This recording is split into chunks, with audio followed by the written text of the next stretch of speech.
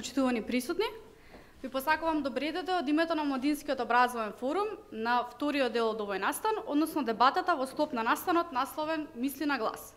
Настанот е организиран во склоп на граѓанската иницијатива За чекори напред, изборот е твој, спроведено од 10 граѓански организации со поддршка од Фондацијата Отворено општество Македонија.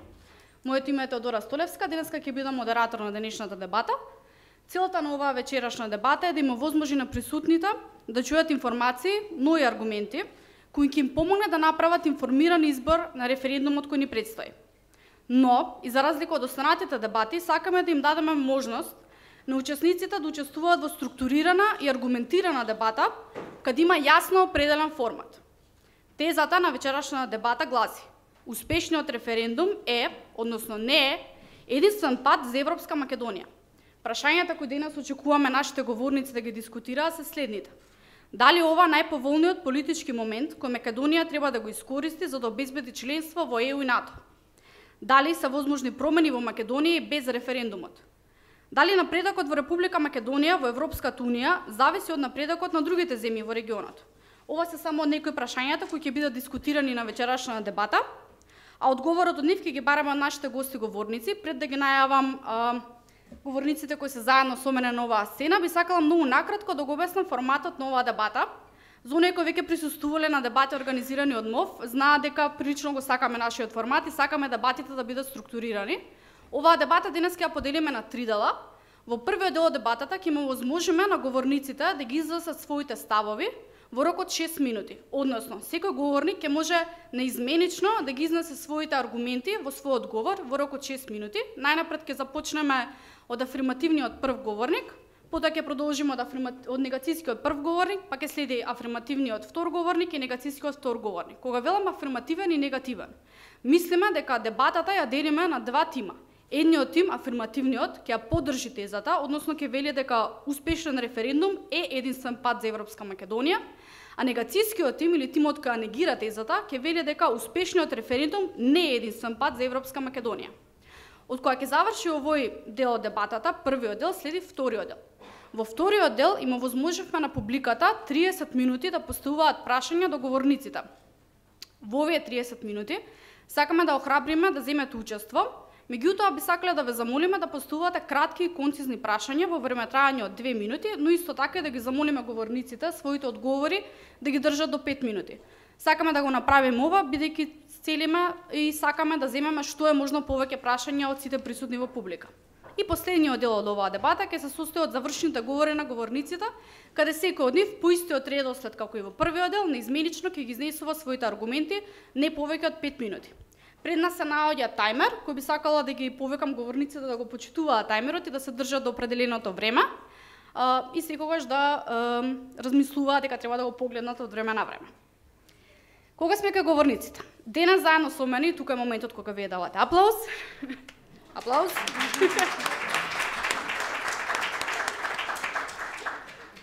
На тезата успешен референдум е, односно не е единствен пат за Европска Македонија, дебатираат Катерина Колозова и Горан Михајловски како членови на афирмативниот тим, наспроти Марко Трошановски и Јана Лозановска како членови на негацијскиот тим. Да не должам понатаму, би сакала да го повикнам првиот афирмативен говорник, Катерина Колозова, да го изнесе својот став во не повеќе од 6 минути. Повелете. Добро, благодарам. Јас не верувам во апсолутни прашања и апсолутни одговори, затоа не верувам во единствени патишта кон нештата. Сигурно за ниедна појава нема еден единствен пат и еден единствен избор. Но тоа што не е единствениот, значи хипотетички пат, тоа не значи дека не е пат кон Европска Македонија. Односно, еден од можните патишта. Јас друг можен пат не гледам.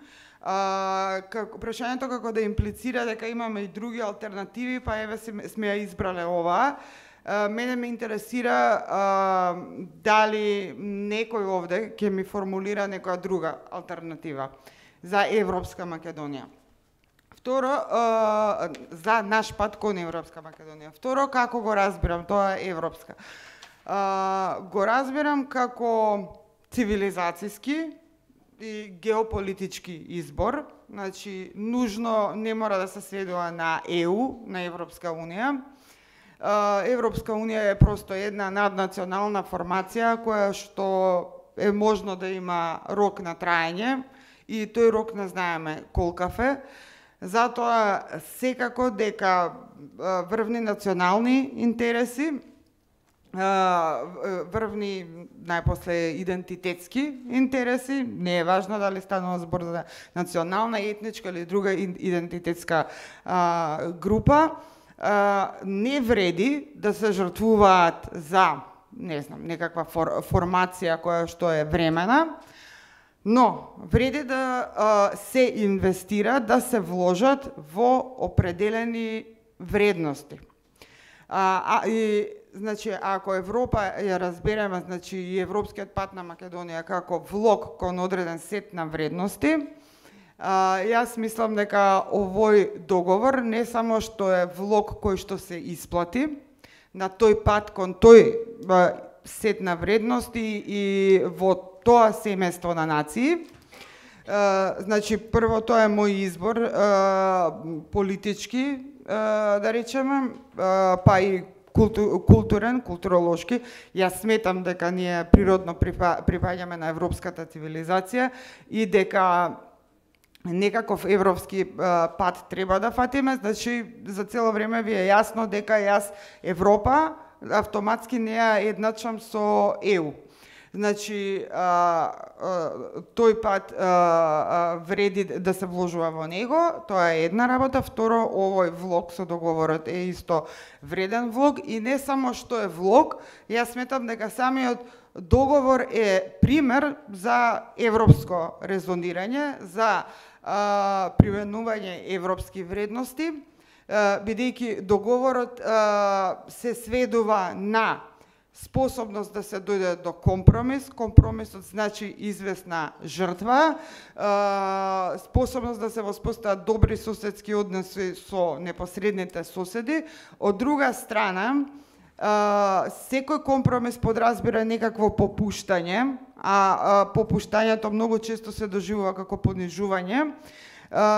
Така што предпоставам дека таква фрустрација постои и таков аспект постои на договорот и тоа за двете страни, постои тој аспект, но не мислам дека на тоа се сведува, туку напротив, што се однесува до нашата страна, мислам дека ние имаме една значајна, значи сега до сега позицијата ми беше некако алтруистичка и отворена кон надвор, сега сакам малку егоистично да аргументирам во прилог на договорот. Договорот од таа егоистична гледна точка е добар за нас, за македонците, етничките македонци во Македонија, затоа што го афирмира постоењето на македонскиот етнос, значи зборувам за етнисити, зборувам за тој фамозен член 7, кој постулира постоење на македонски етнички идентитет и го афирмира постоењето на македонскиот јазик. Според мене тие се двете идентитетски точки на преговорите околу името на државата и на тие две точки овој договор не обезбедува на позитивен начин. Би сакала да го искористам вашето останато време за да ви поставам дополнително прашање, да го исполниме времето. Го кажавте договорот како вледен влог и жртва. Сега следните парламентарни избори Не е жртва. Добро. Како нешто што попушта од наша страна. Напротив, јас реков дека договорот сам по себе вреди и дека е модел за европски политички и културен резон, цивилизацијски резон, и не го доживувам како жртва. Напротив, мислам дека имаме придобивка од него сам по себе, независно од евроинтеграција. Следните парламентарни избори во Грција се во мај.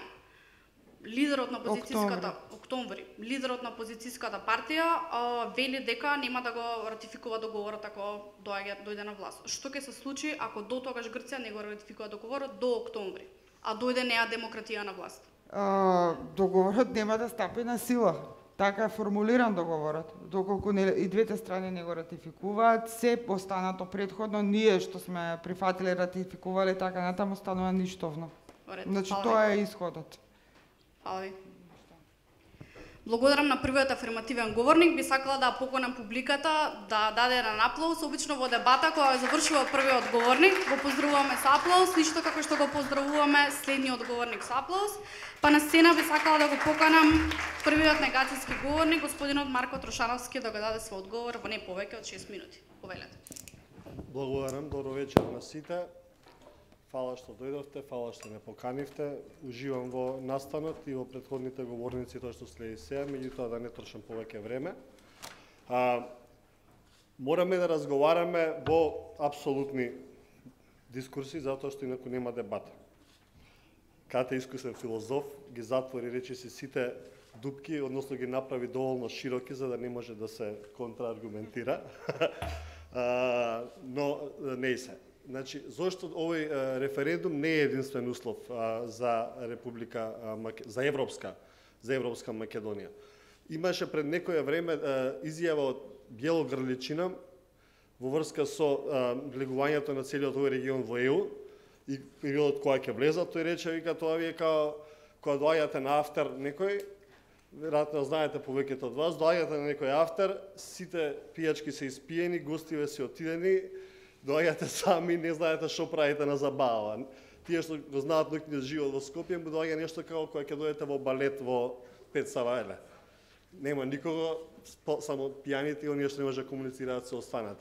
Низ тој ракурс, сонот за Европска Унија и тежнењето кон тој сојуз е малку проблематичен, затоа што не знаеме каква Унија не чека, после, у најдобар случај, 10 години преговарање и во случај да се овој договор да помине. Така да Европа која што сега ја посакуваме, можеби нема да биде Европа која што ќе имаме на располагање во моментот кога ќе треба да дојдеме до неа. Значи тоа е првиот проблем од трите столба на дебатата која што ти ги најави.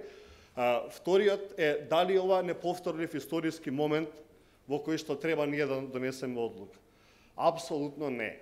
Според мене не постои неповторлив историски момент.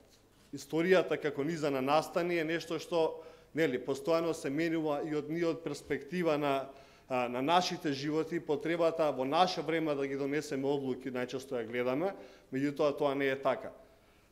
Сепак во овој контекст, кои се аргументите кои што се користат, зошто е тоа неповторлив историски момент?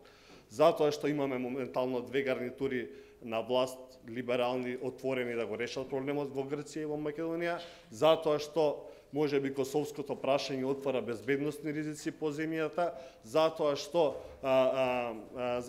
моментално се наоѓаме на меѓата помеѓу судирот, помеѓу истокот и западот, и јужното крило на НАТО треба да биде затворено. И што друго има? Генерално, затоа што Европската Унија треба многу не сака, сега е моментот каде што ќе се посвети на проширување, стратегијата за проширување се донесе, Берлинскиот процес истура пари и отвара политички процеси во регионот и така натаму.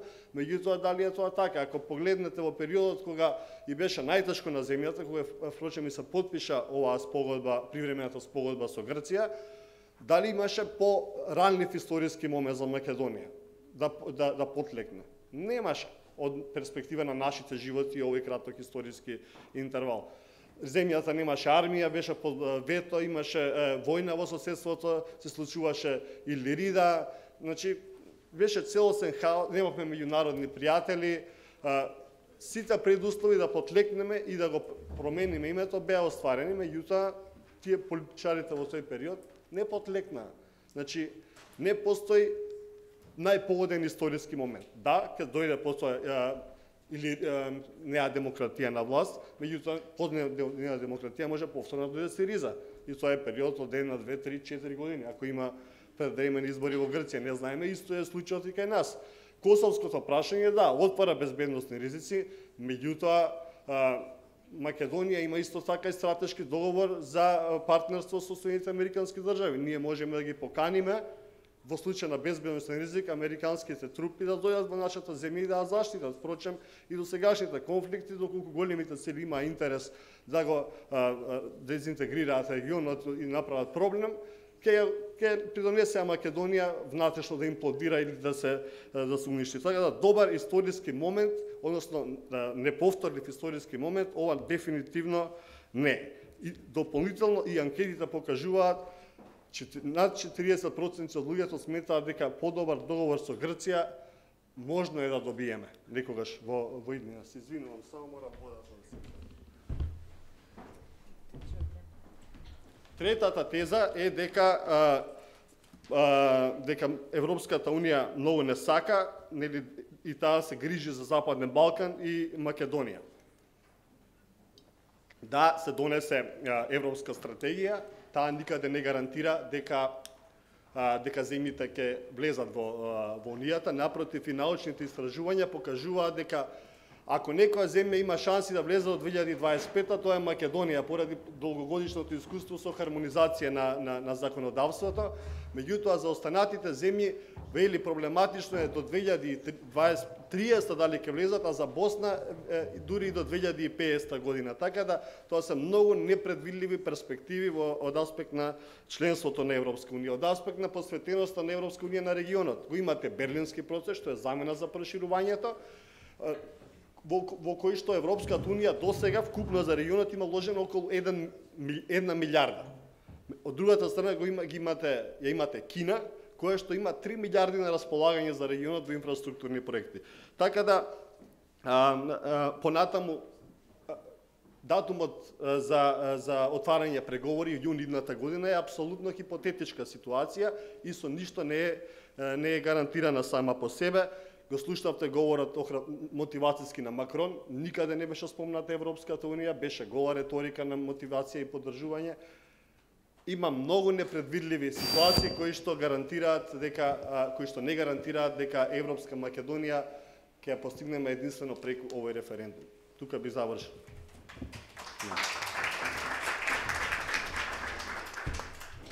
Следна сцена би сакала да го поканам господинот Горан Михайловски да се осврне на аргументите на негативскиот тим. Повелете. Може ја одма да контрирам, бидејќи Може. Не сум професорски настроен. Прво, дека не знаеме што ќе се случи до година, да не знаеме, меѓутоа не знаеме што ќе се случи сега кога ќе излеземе од тука. Мислам, каде знае, имаше несреќен случај таков, така што ние сега да дебатираме дали ќе дошол Мицотакис пак или немало да дојде, тоа мислам дека дај да видиме ние што можеме да направиме во овој контекст. Второ, дали овој договор е најдобар и дали ние можеме уште да чекаме? Ние можеме уште да чекаме. Да, нели Македонија има време за чекање, пошто сме нели вечна библиска држава, ваква таква. Меѓутоа мене лично не ми се чека. Луѓе стварно не ми се чека. 27 години, цел мој работен век, јас го поминав со проблемот со името. И ќе ви покажам потоа и примери кои што сум ги пишувал уште кога сум бил студент во студентски збор за овој проблем од 88-89 година, меѓутоа тоа после ќе го покажам бидејќи сега малку ме извадивте од контекст во однос на ова што ја наметнавте како тема. Зошто не ми се чека? Затоа што дајте бре луѓе еднаш да покажеме дека ние можеме да бидеме у нешто први или нешто да го фатиме моментот. Прво, последни сме биле што сме се дигнале против Отоманска империја. И тоа со задоцнето, со преурането Илинденско востание, сите ни биле криви, едни други се испотепале, се предавале, ајде пропадна Илинденското востание. Што правиме со другите? Зашто ние на 11 октомври дури чекавме да дигнеме востание? Зошто сите други околу нас дигнаа востание антифашистичко, кое што фала Богу сме биле на вистинската страна, кои што во јули ги дигнале сите востанија, ние на 11 октомври сме го дигнале востанието. Одиме понатаму, на 29 ноември не стигнавме. Затоа што било снег, нели, ситна роса зароси, не можев да дојдам, македонската работа е, дури мајките ни ги бираат и жените во сите народни песни, и на 29 ноември ние не успеавме да стасаме. Ја направивме државата, благодарејќи на партизаниве што се бореле, се направила држава од 45-та година, во која што за прв пат 45-та година е признат македонски јазик, јазикот што го збореле нашите предци по дома. Не го збореле тој јазик официјално. Земете ги свидетелствата, крштениците, не знам, сите тие, дури и овие записите во црквите, па ќе видите на кои јазици се запишани. Или се на бугарски, или се на српски запишани. Прв пат македонски јазик сме добиле 1945 година. Тоа е факт кој што е... Влезете еве и побарајте ги крштениците на вашите предци. И на крај, што се случува? Иде, доаѓа распад на Југославија, ние уште не можеме да признаеме дека распад на Југославија. Словенците више викаат Европа здај уште во 89 година, која веќе гледаат дека се оди. Еве Европа здај во Словенија од кога е, од 2004 година. А ние уште викаме, ама чекај се, а ние Европа да не се распадне, па чекај се. Има некоја организирана структура у која што ние сакаме да одиме, сакаме да се средиме. Тоа е тоа. Зашто ние сега да чекаме Европа да се распадне за да им докажеме од Дина е пуста дека ете, ние бевме управо. Така што да, факт е дека може да има подобар договор. Секогаш веројатно во преговарањето има подобар договор. Меѓутоа, еве уште 95-та година, бидејќи навистина цел живот, мој работен век, се бавам со ова прашање, уште 95-та година во вечер кога бев, имав напишано текст кој што предизвика многу внимание и бев наречен и предавник, кој што ставив наслов "Ако се пазариме, барем да ќариме". Што значи? Дека 95-та година, дали ние, прво, 93-та година влеговме во Обединените нации под името поранешна Југословенска република Македонија со Д, значи, the former. Значи под Т сме таму заведени. Сме сакале да влеземе со тоа име? Не. Сме морале да влеземе со тоа име. Сме морале затоа што 92 година беше една несреќна Лисабонска декларација на Европската заедница која што рече не никако Македонија да не постои Македонија во името. Значи сме почнале од една позиција која што не постоела Македонија во името. 93-та сме успеале некако Македонска, бивша Југословенска република Македонија да влезе. 95-та година кога е подпишан на привремената спогодба со Грција. Ние со Киев сме ја подпишале? Не. Втора страна сме се подпишале. Меѓутоа, у моментот кога сме подпишале, сме се задолжиле дека ќе преговараме за разликата околу името. Тоа моите колеги многу пати го грешат, викаат разликите. Разликата околу името, значи околу името е разликата, околу Македонија е разликата. Во моментот кога ние сме подпишале тоа, значи сме почнале да се пазариме. И проблемот е дека не е проблем туку во пазарењето, сега гледаме ајде да ќариме.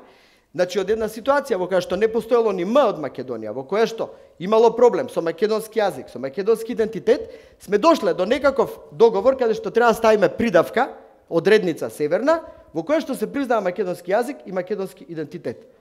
Значи, сме се испазариле и сме ќариле, сме го добиле тоа македонски идентитет и македонски јазик. И мислам дека овој договор сега треба да се зграбчи шансата, значи ако бидејќи сме решиле ли да преговараме? Сме решиле. Како ќе завршиле тие преговори? Со промена на името. Не можело другчие да завршат. Го менуваме името? Да. Како го менуваме? Ставаме некоја географска одредница, која што е факт, Северна Македонија, и добиваме македонски јазик и македонски идентитет. Што повеќе сакаме од тоа? Тоа е тоа.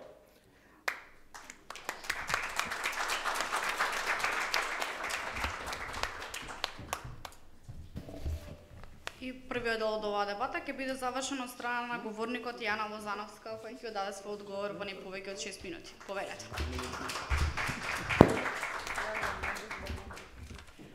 Здраво на сите.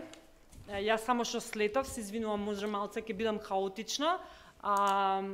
Сакам да се заблагодарам пред се за поканата. Ова е вака го следам од надвор целиот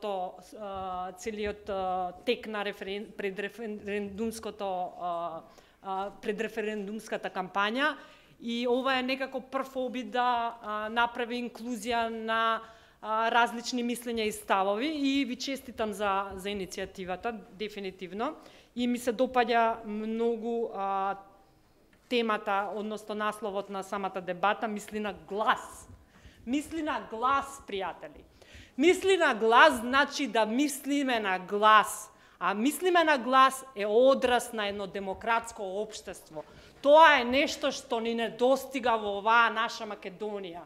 Тоа е нешто што ни недостига со децении наназад. кога ние ќе бидеме во позиција да мислиме на глас слободно и критички и да го изразиме својот став слободно и критички, тогаш ќе одиме кон Европска Македонија. Ние сме во Европа. Кои се границите на Европа? Кои се границите на Европа? И тука, Кате, јас не би се сложила со тебе, затоа што ти во твојата теза имаш една контрадикторност. Првен викаш, па не сметам апсолутни вистини, а од друга страна викаш нема алтернативи. Има алтернативи. И е страшно да не разговараме за алтернативи. И е многу страшно. Например, во Европа се разговара за алтернативи. Јас доаѓам од Берлин моментално, бев на неколку конференции околу Европска Унија. Значи, организацијата European Alternatives разговара за алтернативи на самата Европска Унија. Значи, разговараат за алтернативи и има критика во општеството.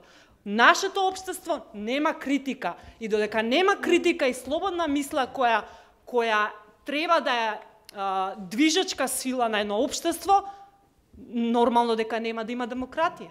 Јас не сметам дека во нашето општество има демократија, затоа што страните се поделени на за или бойкотирам.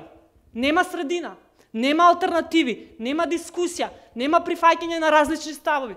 Не постои демократија во Македонија.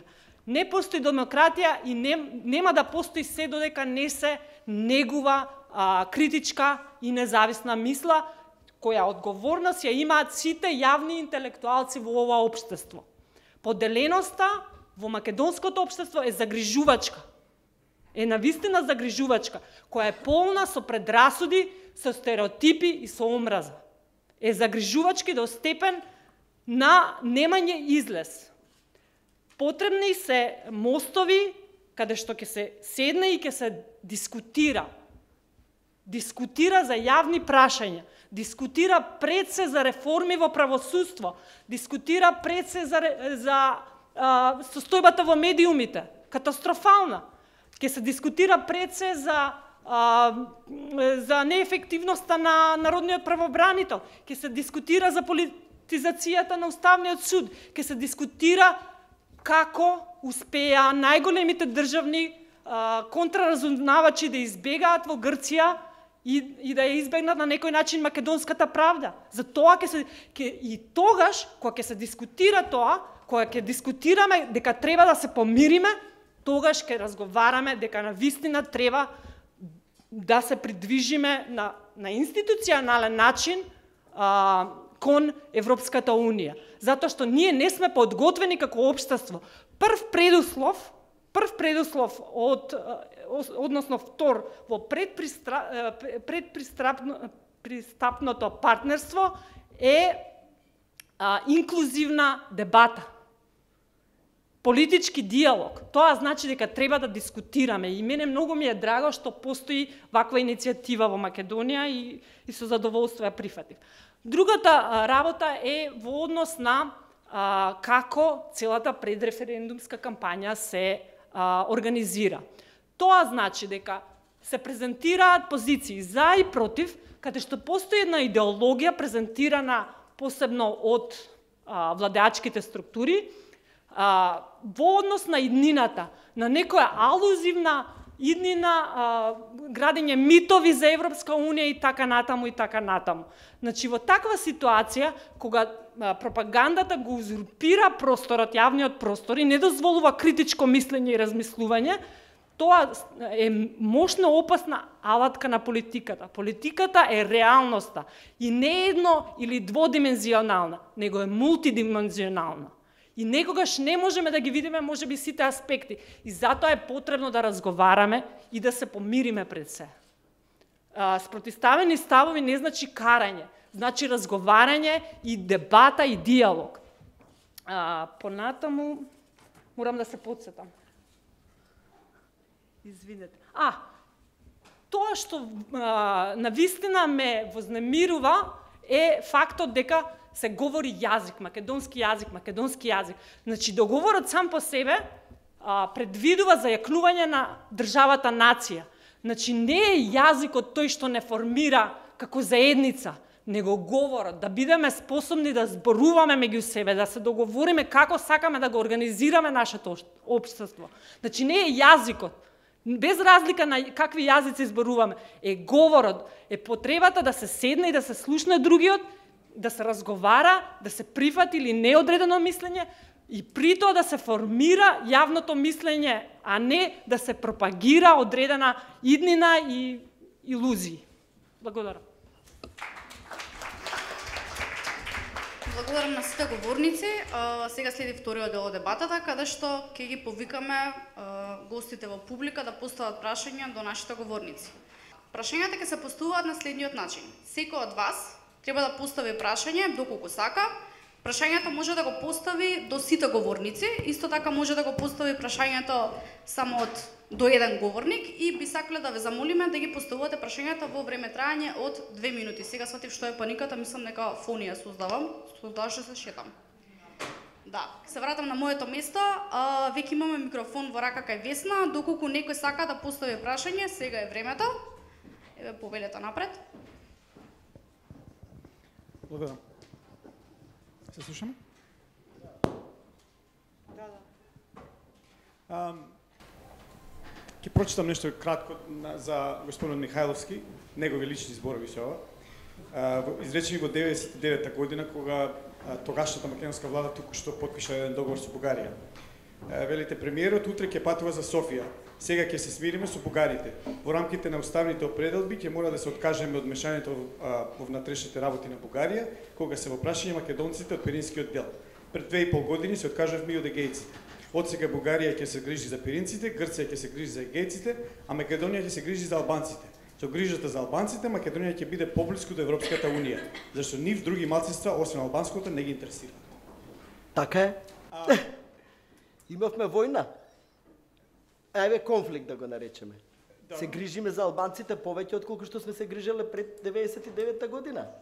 Не се разбираме, значи сме се грижили за албанците, а направиле војна поради таа грижа? Не. Поради таа не грижа.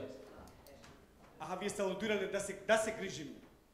Да, факт ли е? Добро, тоа е извадено од контекст, да, го видов денеска на Твитер дека е вадено од контекст, ја можам еден куп да ви извадам такви работи, и од контекст, и во контекст, и сите тие работи, да, меѓутоа така е. Самиот се повикавте на ваше пишување, затоа би го читал. Да, па добро да. И ви кажам дека извадено од контекст, и факт е дека сме се грижеле за албанците, можеби не толку доволно. 2001 година имавме конфликт, војна, како или да го наречете, после кое што моравме да седнеме на маса и да направиме некаков охридски договор, бидејќи нас некој стално од страна доаѓа и ни прави договор, дали е пржински, дали е охридски, дали е не знам мајски, ваков таков сите тие работи, за да можеме повеќе да се грижиме, за да може да добијат повеќе права кои што сега ги имаат. Факт ли е тоа? Факт е.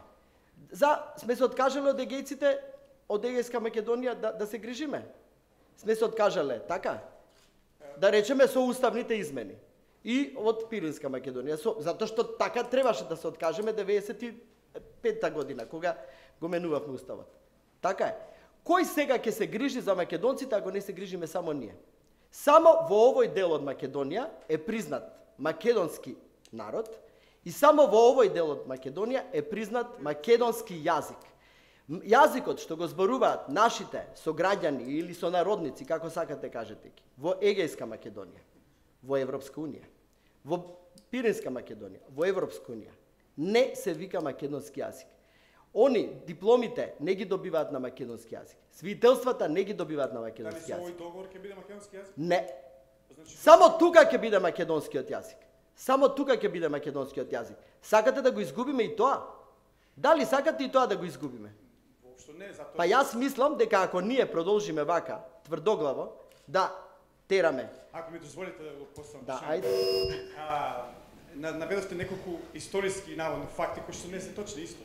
Господин Филиденското востание наводно било прерано поздигнато, така натаму претходно има едно кресненско, разловечко. Кресненското е всушност македонско, па има правилници кои што се спомнува Александар, така натаму. Значи не е туку така. И на 29 ноември не сме се појавили затоа што не зашто имало снег, зашто решили да не пратат некој. Не знам дали знаете, Ченто има автобиографија. Сакала да интервенирам тука во оваа мощна интересна дискусија за историјата. Дали може да го скратите прашањето за да поминеме на следните прашања? Добро, сакав да кажам дека фактографијата изнесена не беше точна. Не е точна. И на 11 октомври Божемски сме дигнале восстание затоа што Колишевски така збореше. Не дека е фактички така. А не сме имало дигнале. некој Шарло претходно кој што исто така се борил на скопски партизански одред. Не знам дали знаете. Ама Колишевски тоа го забрануваше. Видете. Поентата ми е, ако ми дозволите. Добро, да правите. Ова што го искажувате на начин кој што го искажувате, јас сум можеби со возраст поблиску до вас и патив од минатата федерација, кај што доаѓа работите од Белград. Кога ќе дојдеш од Белград, готово. Нема што тука македонци да се моментално вие со начинот на кој што зборувате, што доаѓа од Брисел, нема што да се расправа. Дајте ние што и да ни направат, само да влеземе таму. Значи со други зборови, прифаќате со овој договор силување. Ова е силување. Јас не го чувствувам како силување. Ви прават упад во внатрешните работи. Ви го менуваат уставот, името ви го менуваат на државата и вие Повторно ќе интервенирам, уште 20 секунди максимум довел. Океј, не, едноставно не знам како може да прифатиме договор, ако сакате вие да ми појасните, во кој што има преамбула која се повикува на Повелбата на Обединените нации, завршен документ од Хелсинки кај што се зборува за самоопределување, принципи на сувереност, на еднаквост меѓу нации големи и мали, а тој договор буквално во секој член ги нарушува нашата сувереност и право на бирање на име. Ако сакате да ми одговорите. Јас не знам каде тука се нарушува правото на самоопределување ако јас сум македонец. Мојата држава се вика Македонија, нели? Мојата држава се викала пред тоа Социјалистичка федеративна република Југославија. Потоа се викала Социјалистичка, односно Народна република Македонија, па се викала Социјалистичка република Македонија, сега се вика ќе се вика Северна Македонија. Видете, оваа држава пред 45 година не се викала никако, ова било Западна Бугарија. Ова било Вардарска Бановина. Оваа држава. Во оваа држава која што ние сме ја избориле, нашиве предци се ја избориле. Во оваа држава сега ние ќе бидеме македонци со македонски јазик. И само ние како македонци со македонски јазик, ако сме доволно паметни, ќе можеме да го негуваме и македонскиот Господине идентитет, Михайловски, и македонската култура. Дека имаме и други прашања во публика, а за сега потрошивме 8 минути на ова прашање. Мислам, ако се Може враќаме да го во земам- историјата. Да не се враќаме во историјата. Ќе го земеме второто прашање од таму. Здраво, последната говорничка од негацијскиот тим зборуваше постојано за алтернативи и ме интересира која е алтернативата на Македонија во случајот доколку не се прифати овој договор. Да. Фала за прашањето. Не би зборала доколку се хипотетички алтернативата на Македонија да изгради едно вистински демократско општество кое што се базира на дебата, кое што се базира на одржливост, на одржлив развој, кое се базира на владење на право, на стабилни институции и пред се која се базира на одговорноста во општеството. Одговорноста во општеството, одговорноста. Значи не постои одговорност во нашето општество, дали е тоа кривична, дали е тоа морална, дали е тоа политичка. И не зборам само за највисоките функционери во општеството. Зборам за сите нас. Не знам тоа дали кратко и јасно. Ама пак алтернатива не ми кажа. Тоа е алтернативата. Која е Па алтернатива? тоа е алтернативата, ние треба да го изградиме нашето општество. Ајде да Вие го тука изградиме, ни зборите цело време за нација. Ама, Ја не зборам за како нација, да ја го зборам изградиме кога не за го изградиме? Може политика. да го поконкретизираме прашањето, мислам дека прашањето беше алтернатива на договорот. Дали постои друга алтернатива на друг договор што војнина би стедел? Алтернатива на друг Тоа беше договор прашањето, со мислам Грција. дека. Да. На друг договор со Грција или како? Да, што би бил подобар договор со Грција? Па тоа би било поинаку решено. Пред се, самото име, самата деноминација на името, значи деноминацијата Република Северна Македонија е многу проблематично затоа што република, уредувањето останува одвишок, а што останува е Северна Македонија. Например, земете ги по азбучен ред земите од меѓународната заедница, значи нивните официјални имиња, ќе видите дека во сите имиња географската одредница или е на почетокот, или е на крај. никако во средината меѓу уредувањето и самото име. Значи пред се тоа е многу голем проблем од правен аспект. Понатаму проблем е исто така прашањето на ерга омнес. Ерга омнес значи консите. Тоа подразбира дека Република Македонија со сите признавања, 133 или колку се са, не ги знам, дека што треба да ги повлече тие признавања? Што треба да направи? Ние сме признаени од 130 и кусур земји како Република Македонија. Значи, за жал, преговорите се одвиваат во целосно незнаење на нашиот тим. Ето, јас така би го формулирал.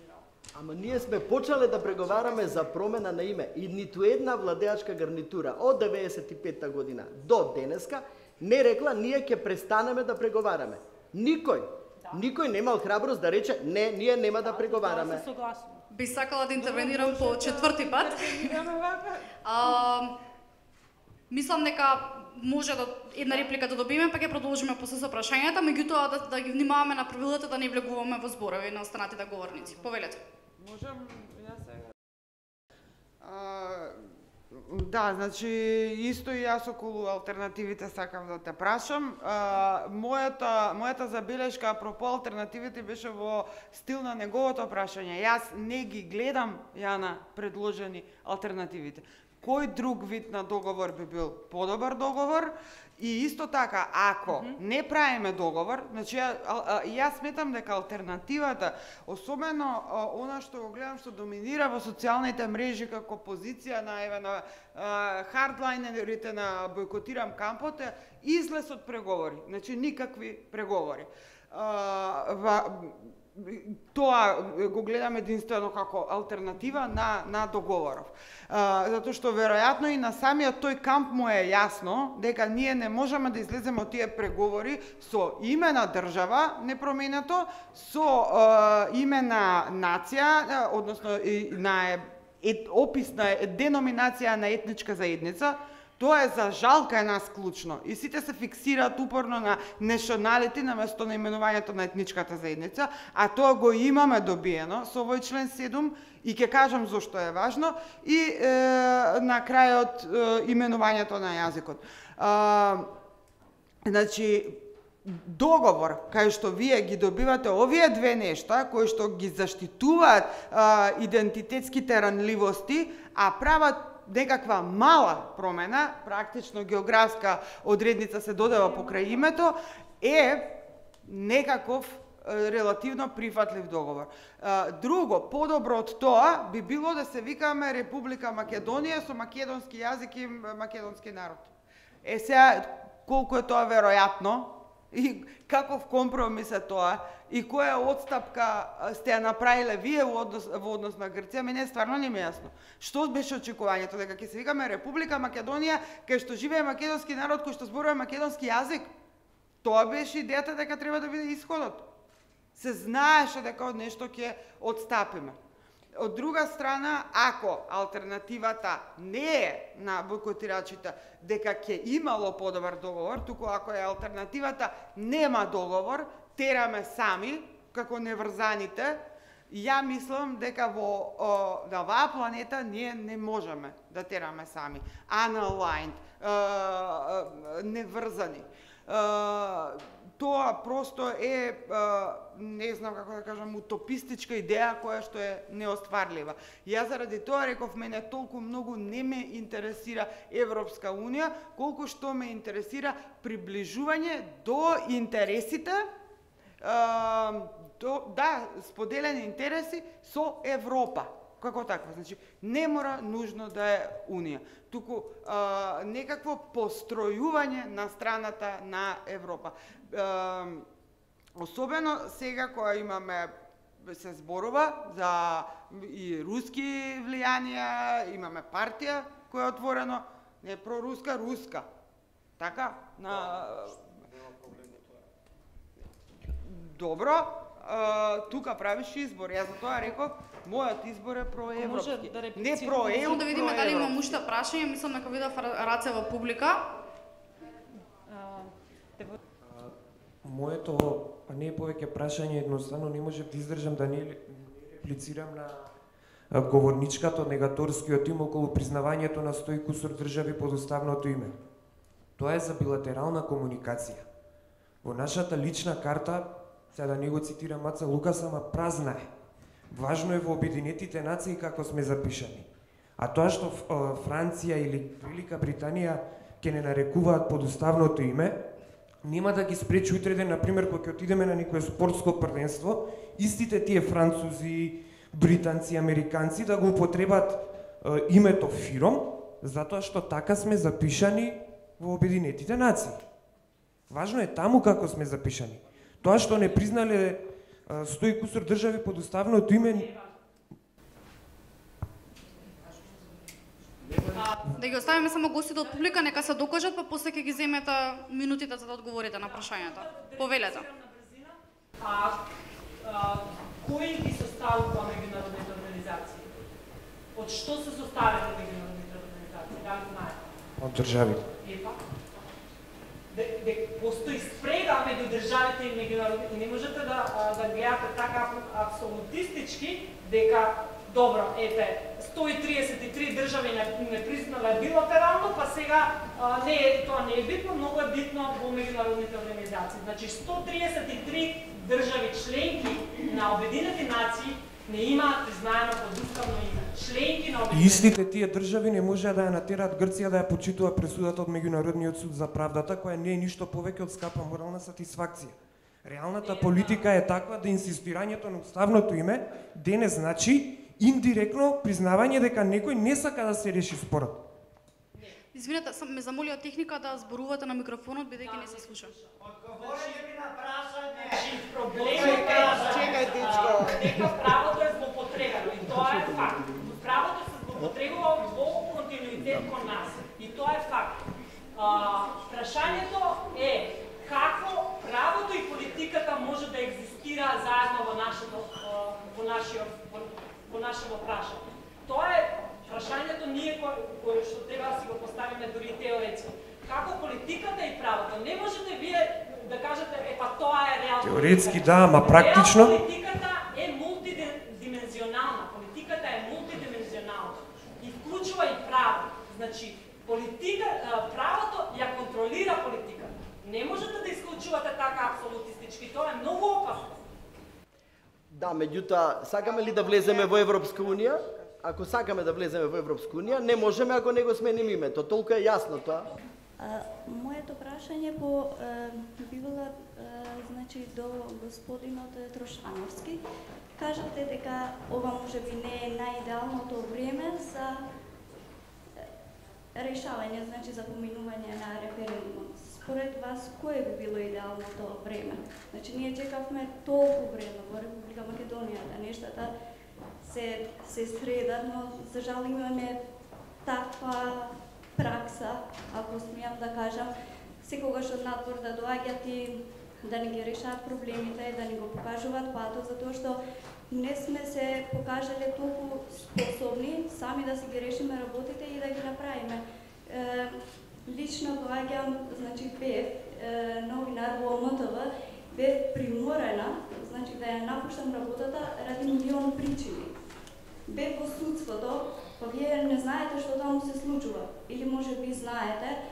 И јас влезов на Република Македонија во ЕУ и НАТО, го гледам како спас, значи на ова општество, конечно да влеземе таму и барем да препознаеме некакви критериуми и начини на функционирање на држава или закон. Вие знаете како нашето општество значи е корумпирано, апсолутно политизирано. Значи ние работиме за лица кои се привилегирани. Работиме за привилегираните. И тоа јас сум била 5 години и во Европа, верувате дека овој феномен го нема тука. И јас овие би биле неколкуте причини за кои би гласала за Република Македонија и мислам дека ова е погодниот момент да не речам идеално, бидејќи убаво кажа Лозановска, значи алтернативи и други моменти секако дека има. Сега тука ќе затвориме со прашања. прашање, затоа што не гледам више раце. Ајде уште едно ќе земеме на брзина, само ве молам малце конструктивни да бидеме, за да може да преминеме на последниот дел. Здраво, јас сум Сашо Узунов, јас сум новинар од Австралија. Моето прашање е до Јана Лозановска. Јана, јас пред неколку време бев спречен да влезам во прес конференц кој беше американскиот секретар за одбрана Матис од страната на македонската влада. Како може да се надмени овој менталитет на цензура и на спречување на слободен говор во Македонија? Кој би сакал да започне? Ајде, прашањето беше зашто ова е најповолен можеш ти нешто само идеален момент. Не велам дека ова не е лош момент, меѓутоа не мора да значи дека е идеален момент. Сите работи кои што ги споменавте, од корупцијата до судство, владење на право и така натаму, на ниеден начин не се гарантира со прифаќање на овој договор, нити со членство во Европската унија. Дали знаете колку поглавја од преговорите од Европската унија регулираат борба против корупција? Ниту едно. Дали знаете дека дали некоја поглавја гарантира поефикасно и поотчетно судство? Ниту едно. Може да ви покренат постапка како против Орбан, да ви го земат правото на глас, меѓутоа и либералните тенденции во општеството секогаш ќе се случува, мислам, може да се случуваат и во рамки на Европската унија и тоа не е никаков гарант. Ние имаме 69% од младата популација која што прифаќа корупција, односно давање на мито за завршување на одредена работа. Значи, тоа е интегритетот кој што во општество го наследува од младите генерации, кои што треба да ја преземат внатрешната борба. Ниедно ЕУ нема да ви помогне да се подобри таа борба против корупција. Беше идејата што апсолутно за да ние имаме потранспарентен суд, па се оформени на новинарите во судството и тоа, значи, регионот не препознава таков пример, и Европа, Ова е судски... значи, по амерички пример. Не, Значи, колку е страшно. Значи, поентава ми е дека младите генерации ја прифаќаат корупцијата како way of life. Разбирате, Европска унија тоа не може да ви го смени во паметот. Ако го имате како генетски код, како вредност во општеството. Не, тоа не е значи генетски код, тоа Тоа е е мистификација. значи присила. Јас сум била значи приморена, не сум прифатила, меѓутоа сум била приморена да се откажам од хонорарите за да добијаме решение на работа, што е срамно во МТВ. И мислам дека Европската унија може да помогне тука многу, со тоа што кај нив постои една поразлична култура и значи санкција. Точно, А ние со тоа не сакаме да се согласиме, бидејќи Ама членството во ЕУ не ни го гарантира тоа. Тоа е на ниво на општествени вредности и менталитет, како што ни овој договор не го гарантира на ниеден начин членството во Европската унија. Тоа ни е на сите јасно. Значи, ние апсолутно може да не влеземе во Европската унија со овој прифаќање на овој договор, нити пак гарантира дека ќе почнеме во јуни преговори. На ниеден начин. И тоа е јасно на сите. Само го прифаќаме затоа што е моментално најопиплива можност да трнат некако работи. Меѓутоа ништо од тоа не е гарантирано. Имам уште 2 минути, би сакала да го предам микрофонот на госпоѓата Колозова, повелете. Уклучена е ова така. Јас само сакам да го искоментирам тоа Марија што го кажа, значи тоа е блиску на моето излагање.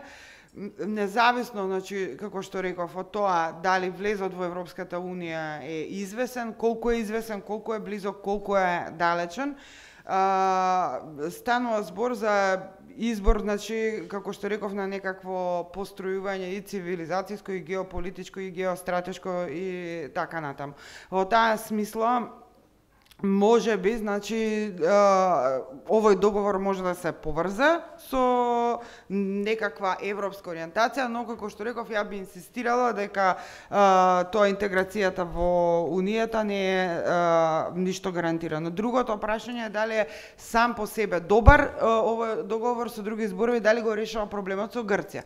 Значи, овде како да постои, особено кај бојкотирачкиот камп, јас тоа го забележувам, како да постои претпоставка дека ние немаме проблем со Грција, Грција има проблем со нас, и тоа е дискурс, тоа е логика што владе, јазик што владе, и јас не можам да ви опишам вака, ако погледнете од перспектива на трето лице, колку психотично звучи тоа. Значи, ние сме ставени во ситуација да имаме проблем со некого, ние се соочуваме со противникот, седејќи на некаква маса на која што стои тој проблем, и ние викаме, не, ние немаме проблем. Вие имате проблем со нас. Тоа е буквално национална еден вид психоза, denial. Имаме проблем. Дури ако го поставила, создала Грција, ако го создале империални европски сили, тој проблем е стварен и е наш проблем. И тој проблем ние сме должни да го решиме, наместо да викаме немаме проблем. И да бараме извинување од другата страна што воопшто го создала. Политиката е, меѓу другото, и динамика на моќ, динамика на сили, и нашето решение на проблемот е освојување на тоа поле на моќ. И ја би се надоврзала, значи, на она што го кажа Горан.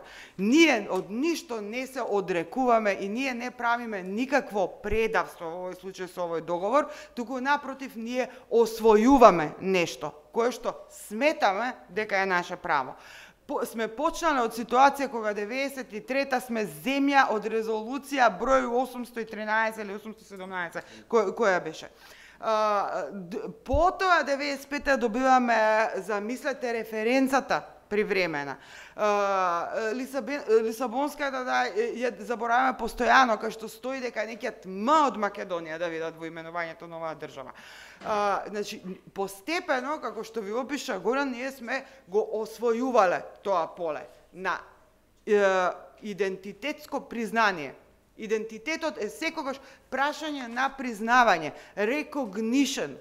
И другата страна е клучна. Сами во себе некакво когито кое што вика ерго сум македонец, тоа не се важи.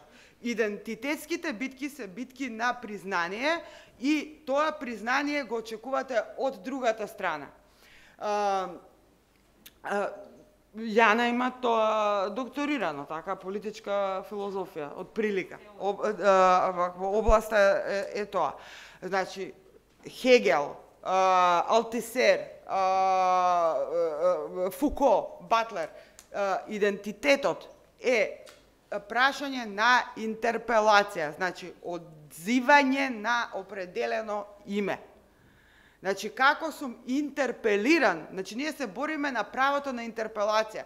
Кога ќе ми кажат македонец, да се свртам, да имам право да се свртам, или да кажам, таа сум.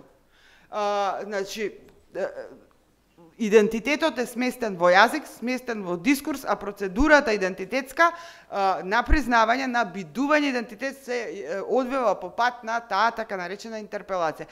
Интерпелација оди преку recognition, преку признавање, рекогниција, од Хегел па наваму. И заради тоа, ние не можеме да си викаме упорно, психотично македонци сме, додека сите околу викаат не сте. И нема такво нешто. Значи, нашата задача е сите околу нас да ги убедиме дека сме македонци. И затоа, како што вика Горан, ако се пазариме, да се испазариме, ова испазарување, барем некој да ти каже да, си македонец, добро, ограничено на таа територија, не си антички, немаш право да бидеш антички, но некаков македонец си. Без обзир на тоа што упорно ме предупредува, пред малку Апасиев, дека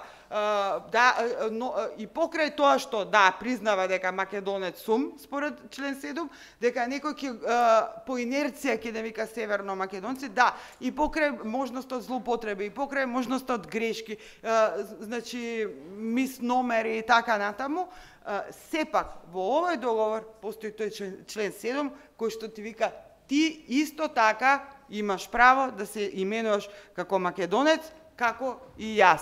Јас ќе се именувам во историска и регионална смисла, ти ќе се именуваш во етничка смисла. И таа придобивка не е мала. Според мене, подобар договор во смисла ова нешто да се обезбеди е неможен. И не мислам дека е тоа затоа што СДСМ се ужасно гениални, туку затоа што имаме среќа дека е Сириза на власт во Грција.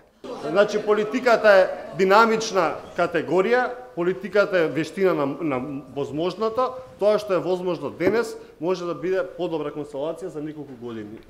Тоа сакам да кажам и во контекст на изборот кој што го правиме, кој што ќе биде неповратен и еднаш за секогаш, не значи дека мораме сега нешто да направиме. Тоа ми е тезата.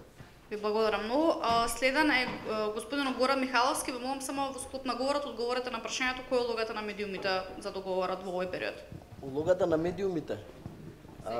На господинот би сакал да му одговорам дека ако зборуваме за медиуми, јас би бил многу благодарен ако вие организирате таква дебата, па да дојдам на таа дебата и тогаш да дискутираме за мојата професионалност или непрофесионалност во медиумите, а иначе сега навистина не би сакал за тоа да зборувам, а иначе прашањето беше ако пропадне референдумот што ќе правам, ќе продолжам да го работам тоа што сум го работел до сега повеќе од 30 години.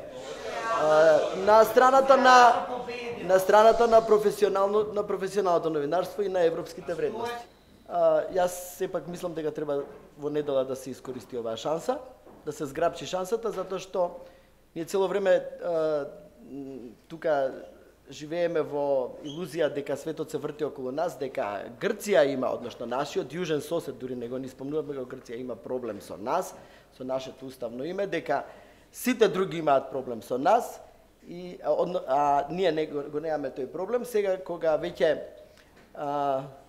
навистина станавме центар на светот, бидејќи видовме и колку странски државници дојдоа, и тоа дојдоа по да речеме за некоја миротворна работа, а не дојдоа во воена состојба, како што доаѓа 99-та година кога беше бегалската криза и кога доаѓа 2001 година, кога правевме, нели, како се викаше, харвестова жетва, неопходна жетва која се собираше оружјето.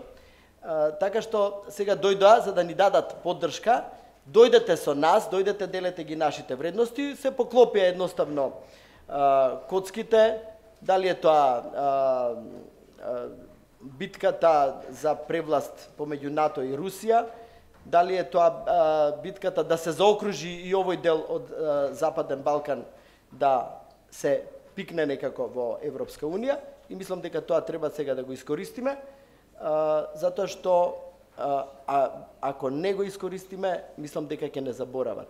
Едноставно, тоа се нивни интереси. Ако ние речеме, ние сме против вашите интереси, значи, ако бидеме малце паметни, само 2 милиони луѓе сме овдека, и кој знае дали сме само толку малце, и не зависи светот од нас, ние зависиме од светот, ако ние речеме, ние сме против вашите интереси, тогаш ние нив ќе им станеме непријатели. Или, едноставно, бидејќи сме многу мали, многу лесно ќе не изменаџираат на некој друг начин, како што и не менаџирале во минатото. На крајот на криштата, нашите интереси биле едни во 1913 година, да речеме, со Букурешкиот договор, меѓутоа не се поклопиле со нивните. Ај сега да го зграбчиме денов на 30 септември и да се уклопиме во нивните интереси. И да останеме македонци во Република Северна Македонија, со македонски јазик. И за крај би сакал само уште еден куриозитет, апропо јазикот, да ви кажам, бидејќи овие денови многу се занимавав со барање по архиви, по сите тие работи. Нели нашиот јазик е признат во Обединети нации одамна, и вие знаете, 70 и некоја година, 77 година, и ние тоа викаме да, ние сме.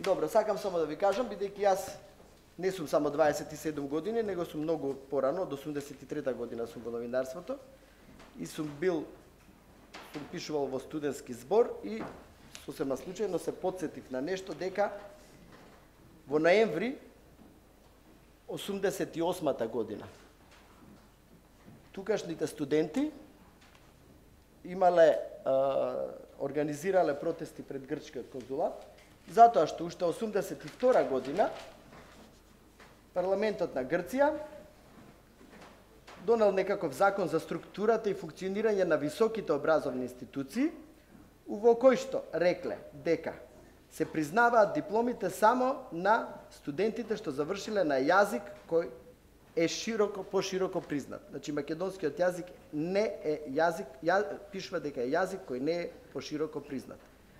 Кого интересира, јас можам да му дадам копија од ова, ако сака да се занимава. 82 година било донесено во Грција законот, овдека 88 година се правеле демонстрации. Ви благодарам, многу интересна тривија. И последниот говорник за вечерашната дебата е Јана Лозановска во своите завршни говори. Повелете. Да. Добро, јас ќе се обидам да го интегрирам прашањето кое вие го поставивте, бидејќи е круцијално и дефинитивно е во однос на денешната дебата. Јас навистина се изненадив дека денес разговаравме за содржината на самиот договор, а не за алтернативите или не алтернативите на Македонија, на Република Македонија. И во тој правец се согласувам со Кате дека политиката е динамика, но политиката е реалност и е навистина загрижувачки дека таа реалност повторно не се преиспитува во Република Македонија. Значи, што имаме? Постојано представување на факти.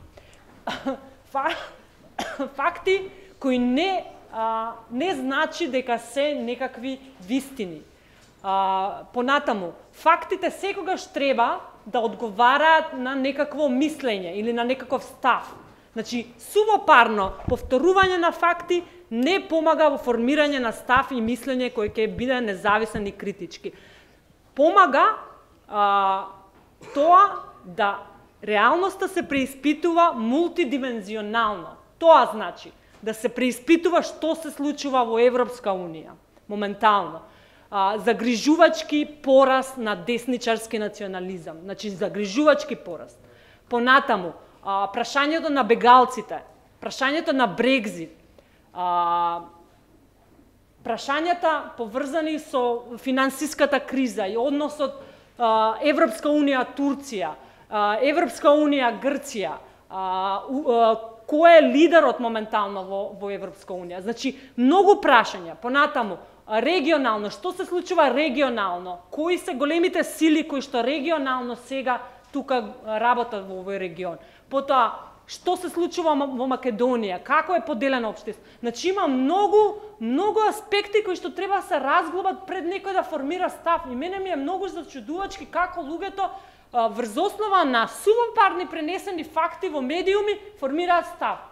Значи, формирање став подразбира размислување и разглобување на сите трендови во општеството и пошироко. Тоа е едниот аспект и е поврзан со тоа, ќе дојдам до другиот аспект, кој што пак фактите и идеологијата се поврзани. Значи, поделеноста во македонското општество е застрашувачка. Од друга страна, јас сум представена како негацијски тим, но мојата улога тука беше да проблематизирам.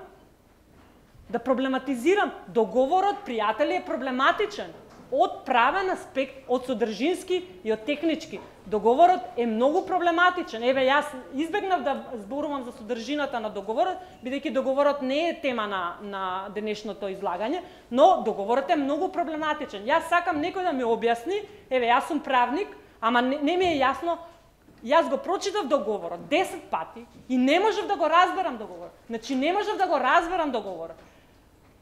Од кога го прочитав, од кога почнав да размислувам, да ги поврзувам сите елементи, јас формирав мислење околу договорот. Би сакала некој да ми објасни што ќе се случи. Единствено, еве со последната референца која што реферира на референдумот од 91-а, каде што граѓаните се изјасниле за Република Македонија.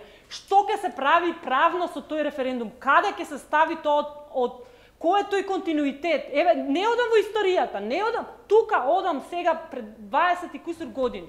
Каде ќе оди таа референца? Значи, каде ќе оди? Еве, некој, ако може да ми одговорите, јас стварно не знам. Ами тој референдум беше со не, плашење, не знам. Извинете, не ви одговорив. Не ви одговорив на прашањето. Не, дозволете ми затоа што ова беше важно прашање и е во однос на само цензура. Пострашно во македонското општество е само цензурата, не цензура. Тоа е комплексно прашање и многу битно прашање што го поставите. Благодарам. Ви благодарам многу. И тука дојде крајот на оваа мощна, интерактивна и вжештана дискусија. Би сакала да им се заблагодарам на говорниците кои прифатија да учествуваат како дебатери на оваа дебата и на оние кои учествуваа со своите прашања и критики од публика. И со ова би сакала да затворам вечерната дебата на настанот Мисли на глас. Се гледаме на следното аргументирано изразување. Ја не знам.